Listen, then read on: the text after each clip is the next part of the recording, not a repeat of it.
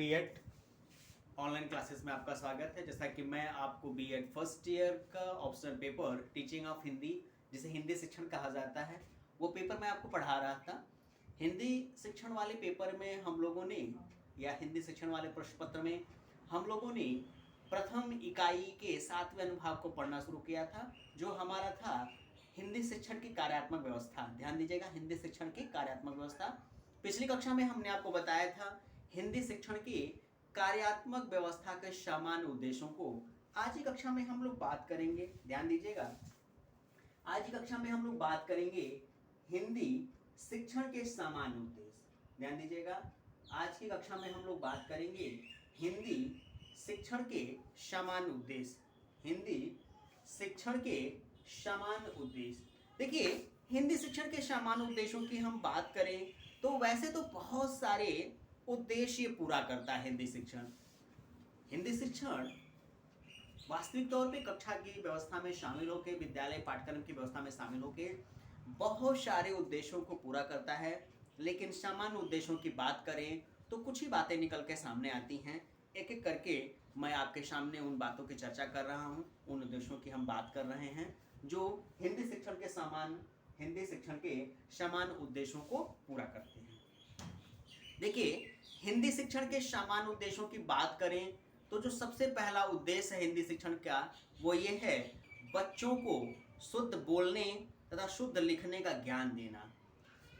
हिंदी शिक्षण का एकमात्र और सबसे बड़ा, सबसे प्रमुख उद्देश्य ये होता है कि हिंदी शिक्षण के माध्यम से हम उन बालक बालिकाओं को एक बेहतर भाषा का ज्ञान देना चाहते हैं, हिंदी भाषा का ज्ञान देना चाहते हैं, जो हमारे सामने अध्ययन के लिए उपस्थित होते हैं। इसलिए कहा जा सकता है हिंदी शिक्षण का सबसे पहला और सबसे महत्वपूर्ण जो उद्देश्य है वो यही है, बच्चों को शुद्ध बोलने तथा शुद्ध लिखने का ज्ञान देना।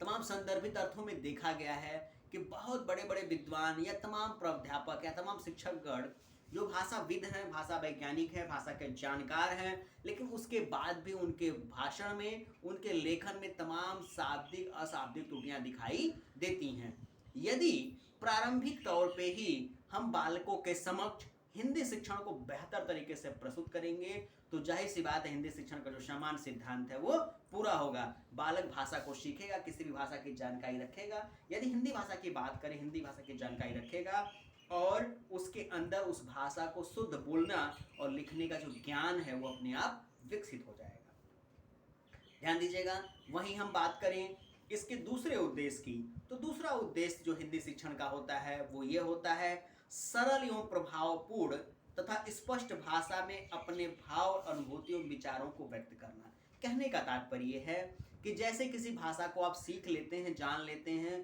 तो जाहिर सी बात है उस भाषा की सहायता से आप अपने विचार, आप अपनी भावना,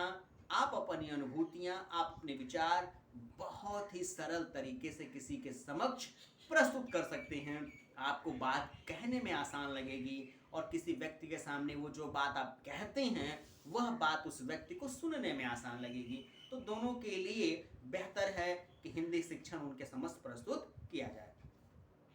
हिंदी शिक्षण के सामान्य उद्देश्यों की बात कर रहे हैं। हिंदी शिक्षण का तीसरा जो सामान्य उद्देश्य, ध्यान दीजिएगा, हिंदी शिक्षण का तीसरा जो सामान्य उद्देश्य है वो ये होता है कि दूसरों की लिखी हुई भाषा, ध्यान दीजिएगा, दूसरों के द्वारा लिखी हुई भाषा एवं बोली हुई भाषा को समझने की योग्यता उत्पन्न करना। कहने का तात्पर्य है यदि किसी भाषा के आप वैज्ञानिक हो जाते हैं, किसी भाषा के जानकार हो जाते हैं, तो जाहिर सी बात है उस भाषा में यदि आपसे कोई बात करता है, यदि कोई बात आपके सामने रखता है, किसी चीज़ की प्रस्तुति आपके समक्ष वो करता है, तो आप उसकी बातों को सुन के, समझ के, भावनात्मक तौर पे उसका अर्थ निकाल लेते हैं कि ये क्या कहना चाह रहे हैं, क्या इनकी आवश्यकता है, क्या इनकी ज़रूरत है।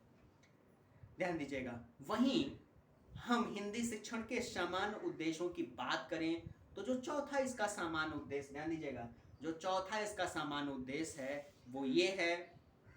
कि हिंदी शिक्षण जब कोई बालक सीख लेता है, जब उस भाषा की जानकारी उस बालक को हो जाती है, तो उस बालक के अंदर भाषा को हाव भाव के साथ, आरोही अवरोही के साथ वचन करने की कला का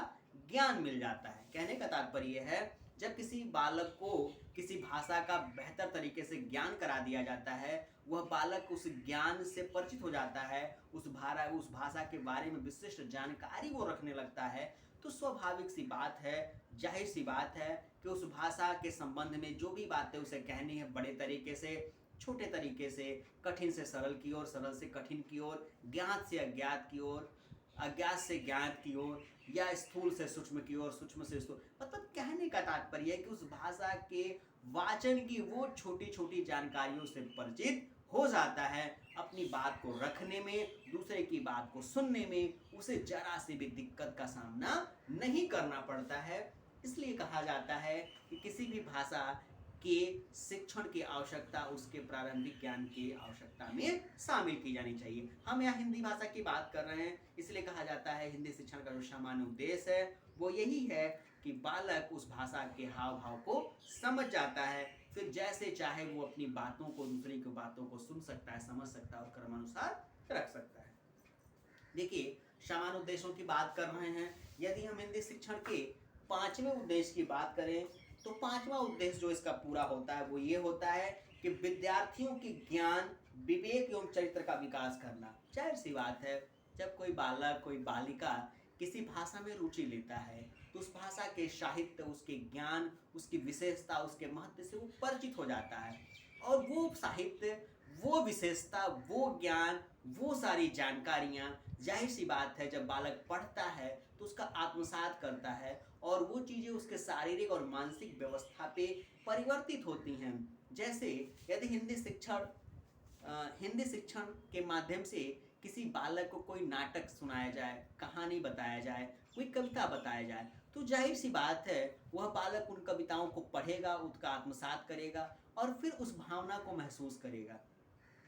जैसे एक मुंशी प्रेमचंद की नाट्य रूपांतरण था एक, नमक का दरोगा, या हम कहें कि माखनलाल चतुर्वेदी का पुष्प की अभिलाषा कविता, या भारतेंदु हरिश्चंद्र का, या कहें मुंशी प्रेमचंद का तमाम ऐसी कविताएं, तमाम कहानियाँ जो किसी भाषा के महत्व को दर्शाती हैं, वो हिंदी भाषा की कहानियाँ थी, कविताएं थी। उन कहानियों को पढ़ा गया। जयशंकर प्रसाद का धुरुसामनी, समुद्रगुप्त, ये तमाम कहानियाँ, नाटक, किस्से, और पूष की रात मुंशी प्रेमचंद का, तो ये तमाम किस्से, कहानियाँ, नाटक ऐसे थे जिसको यदि बालक पढ़ता है तो जाहिर सी बात है कहीं ना कहीं वो आत्मविभोर होता है, और वो ज्ञान, वो सैद्धांतिक विचारधाराएं उस बालक के मन मस्तिष्क पे छाप छोड़ती हैं, और इस छाप के कारण उस बालक का शारीरिक, मानसिक, व्यक्तिगत और चारित्रिक विकास सुनिश्चित होता है। अब हम हिंदी शिक्षण के सामान्य उद्देश्यों की चर्चाओं में आगे बढ़ाते हैं। अब हम जानते हैं हिंदी शिक्षण का छठा जो उद्देश्य है, ध्यान दीजिएगा, हिंदी शिक्षण का जो सामान्य और छठवां उद्देश्य है वो है पठन पाठन के प्रति रुचि उत्पन्न करना। कि जब एक बालक किसी भाषा की जानकारी रखता है तो जाहिर सी बात है उस भाषा के बारे में उसकी रुचि उत्पन्न होती है, और जब रुचि उत्पन्न होगी तो उस भाषा के को अध्ययन करेगा, पढ़ेगा, और उसके तमाम जो उपखंड होते हैं, कहानी, किस्से, लेखन, कविताएं, रिपोर्टाज, डायरी, उन तमाम विधाओं को वो पढ़ेगा और पढ़ के नया सैद्धांतिक ज्ञान वो सीखेगा। वहीं हम 7वें उद्देश्य की बात करें, 7वां उद्देश्य होता है, हम हिंदी शिक्षण के सामान्य उद्देश्यों की बात कर रहे हैं, कार्यात्मक हिंदी शिक्षण के सामान्य उद्देश्यों की बात कर रहे हैं, वो ये होता है छात्रों को सत साहित्य की रचना के योग बनाना तथा मानव जीवन के लिए उन्हें एक ऐसी विशेषता से विकसित करना जो उनके ज्ञान विज्ञान को बेहतर से बेहतर सीखने के लिए योग्य बनाती है। अब 8वें हम सामान्य उद्देश्य की बात करें तो 8वां सामान्य उद्देश्य होता है, ध्यान दीजिएगा, 8वां जो सामान्य उद्देश्य होता है वो ये होता है कि छात्रों को लोकोक्तियों और मुहावरों का ज्ञान दिलाना, छात्रों को व्याकरण के संबंध में बताना, और वो तमाम ऐसे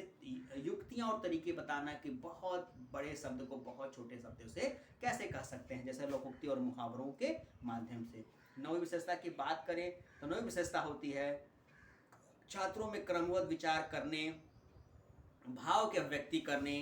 ज्ञानार्जन करने के प्रति गहरी रुचि उत्पन्न करना, जिससे कि भाषा और उस बालक का विकास हो। 10वें और अंतिम उद्देश्य की बात करें तो 10वां और अंतिम उद्देश्य होता है पुस्तक में निहित ज्ञान और भंडार का अवलोकन कर स्वाध्याय से ही उसमें एक विचार को उत्पन्न करना। जब बालक बार बार किसी विषय को पढ़ता है, किसी भाषा को पढ़ता है, तो उसकी गहरी रुचि उस भाषा में, उस व्यवस्था में शामिल हो जाती है, और वो चीज़ें फिर उस बालक को ज्ञानवान और विद्वान बनाती हैं। तो आज की कक्षा में बस इतना ही। अगली कक्षा में हम इसी बचे हुए शेष अवशेष को पढ़ेंगे। धन्यवाद।